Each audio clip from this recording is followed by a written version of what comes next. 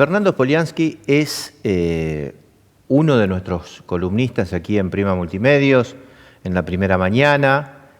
Además, tiene uno de los estudios contables de mayor actividad en el segmento de la pequeña y mediana empresa y también de los comerciantes.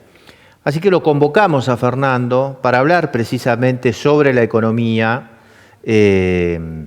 local y también la regional, qué es lo que él está viendo desde su perfil en estos más de 100 días de cuarentena. Fernando, bienvenido, buenas noches. Hola Alejandro, buenas noches, gracias por la invitación. Bueno, gracias a vos por atendernos. Fernando, viste que hay un momento en el cual llegamos al escepticismo absoluto, pero hacemos como una autocrítica, ¿no? Y decimos, bueno, no podemos estar tan mala onda, vamos a ponerle pila para empezar a salir, ¿no? Esto es muy argento, ¿no? Lo hemos hablado en distintas columnas contigo. La depresión generalizada de la población que te lleva a que la economía también se vaya abajo y después resurgimos nuevamente. Hoy tenemos una situación global que tiene que ver con la pandemia.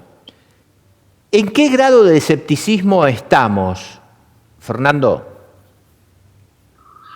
Bueno, Alejandro, es indudable que la extensión de la crisis sanitaria nos está afectando en todo sentido, más allá del impacto psicológico que tiene un aislamiento de estas características, un confinamiento que si bien progresiva y lentamente vamos saliendo del mismo, se vuelve cada vez más complejo, no solo en las relaciones sociales, familiares, sino que también en los aspectos económicos de nuestra vida. Es indudable que el ser humano no está preparado para este tipo de experiencias, sobre todo cuando se extienden más de 100 días, como es en el caso de nuestro país. Así que la verdad es que día tras día uno va renovando sus esfuerzos y sus expectativas y sus esperanzas, pero es como que nos van corriendo el arco día tras día, ¿no? Aquello que esperábamos que iba a ser como el pico de la enfermedad ya por, en principio, mayo, luego en junio, ya estamos en el mes de julio, y bueno, las expectativas van decayendo cada vez más porque el deterioro, no solo de la salud, sino también de las cuestiones que tienen que ver con estas relaciones psicoafectivas y, por supuesto, también el deterioro económico, va haciendo que cada vez más sea difícil atravesar esta situación de esta pandemia que, por supuesto, tiene un impacto muy fuerte en todo el mundo, no solo aquí en nuestro país, en nuestra región, sino que ha sido realmente de los hechos históricos de los últimos años un hecho muy significativo por las consecuencias que ya tiene y por las que va a tener en el futuro, que todavía no las conocemos. No sabemos la profundidad de la crisis sanitaria, ni tampoco, y mucho menos, la profundización de la crisis económica que va a tener esta pandemia del COVID-19 en el mundo entero y en nuestro país en particular. A partir de estos últimos 30 días, que es como vos nos decís, ¿no? Veníamos haciendo proyecciones de que mejoraban las condiciones sanitarias y entonces entendíamos que estábamos muy cerca de salir de esta cuarentena estricta, pero bueno, ahora tenemos nuevas medidas que nos hacen retrotraer las libertades que habíamos conseguido en este poco tiempo. ¿Cómo figura en los papeles de ustedes esta retracción, este regreso? ¿Mejora en algo? ¿Interrumpe la mejoría que ustedes veían desde el estudio contable, también desde el municipio, en tu cargo como secretario de Finanzas. ¿Cómo van midiendo ese termómetro, Fernando? Bueno, es indudable que la extensión de la crisis y esta especie de marcha atrás que hemos tenido que dar, porque aquí, Alejandro, hay que priorizar las cuestiones sanitarias, y si bien es cierto que hay una falsa dicotomía entre salud y economía, van las dos de la mano, también es cierto que hay momentos en que hay que tomar decisiones, que quizás no sean decisiones muy simpáticas, pero que tienen que ver con el resguardo de la vida de cada uno de nosotros.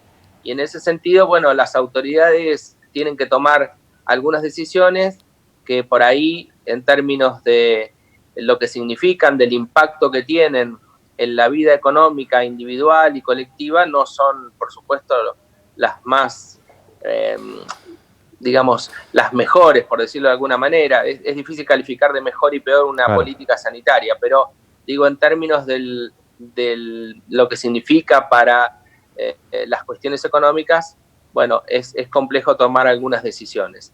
Ahora bien, cuando la cuarentena o el aislamiento se va ampliando y se van modificando ciertas condiciones, bueno, efectivamente eso va repercutiendo sobre todo en los niveles de ingreso que se van produciendo, tanto en el sector privado como en el sector público. Al verse afectada la actividad económica, es indudable que el sector privado, en primera instancia, tiene una fuerte retracción de sus ingresos y prioriza dentro de sus estructuras de costos por supuesto, las erogaciones que son principales. En el caso del comercio, por supuesto que tiene que ver con el pago de los salarios, el pago de los alquileres, es decir, de aquellos costos fijos que son muy difíciles de afrontar en un proceso de restricción económica, de pérdida de ingresos, pero que de alguna u otra forma hay que sostenerlos. Y luego esa contracción del sector privado o retracción del sector privado termina afectando al sector público porque la recaudación tributaria de los estados en sus tres niveles, sea este nacional, provincial o municipal, se ve significativamente afectada. Primero porque la actividad económica decrece, con lo cual los ingresos del Estado vía recaudación tributaria bajan porque los tributos están directamente relacionados con el nivel de actividad económica, y segundo, porque en el orden de prioridades del sector privado, quizá el esquema tributario argentino, al ser tan elevada su presión tributaria, bueno, en ese esquema de prioridades, los tributos pasen a formar parte del lote de abajo de las prioridades. Primero el sector privado trata de preservarse, de mantener sus puertas abiertas, de mantener los costos fijos, por supuesto, lo menos posible, los menores posibles, pero trata de afrontarlos de modo tal de permanecer dentro del mercado y de en cierta manera deja para después, posterga el pago de los tributos y por ende los estados se ven mermados sus ingresos. Así que hay una directa relación, Alejandro, entre el sector privado, el sector público y el nivel de actividad económica.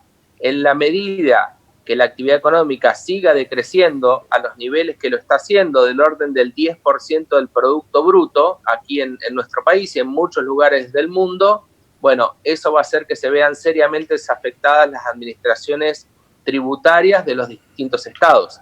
Así que hay que mirar muy atentamente qué es lo que ocurre con el sector privado, con la reactivación de la actividad económica, con la apertura progresiva de las actividades y en la medida que la cuestión sanitaria nos lo permita, para luego sí mirar también con mucha atención qué es lo que pasa con el sector público finalmente, si el sector privado se reactiva y acompaña el crecimiento del sector público. Hoy la verdad es que hay que tratar de superar la situación sanitaria lo antes posible para rápidamente pensar en cómo se reactiva la economía, tanto del sector privado como del público, o a mi criterio hacerlo en forma conjunta para que de esa manera se pueda salir lo más rápido posible de la crisis económica que en este momento acompaña a la crisis sanitaria, pero que en algún momento, superada la crisis sanitaria, la crisis económica nos acompañará durante mucho más meses que lo que nos acompañó la crisis sanitaria. Bien. Fernando, ¿nos esperás 2 minutos? Vamos a un corte y regresamos, ¿sí? Dale. Con todo gusto. Estamos con Fernando Spoliansky analizando la situación de la economía en Neuquén. Vamos ahora a una pausa y volvemos con el último bloque de este Código Urbano.